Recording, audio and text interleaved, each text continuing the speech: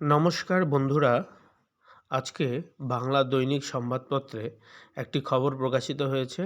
সেখানে বলা রয়েছে, একাদশ দ্বাদশের নথি যাচাইয়ে ধরা পড়ল ২৬ ভুয়ো চাকরিপ্রার্থী।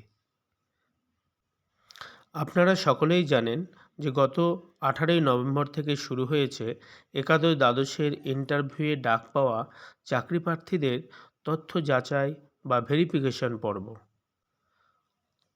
৪টি বিষয়ে এখনও পর্যন্ত ভেরিফিকেশন পর্ব সম্পূর্ণ হয়েছে: বাংলা, ইংরেজি, ইতিহাস, কম্পিউটার সায়েন্স। তো তথ্য যাচাইয়ের পরই ধরা পড়েছে ২৬ জন ভুয়ো চাকরিপ্রার্থী।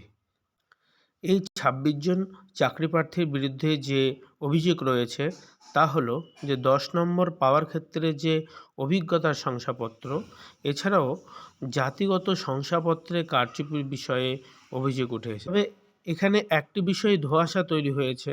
এই ২৬ জনের মধ্যে একাদশের ১৪ জন, দ্বাদশের ১২ জন।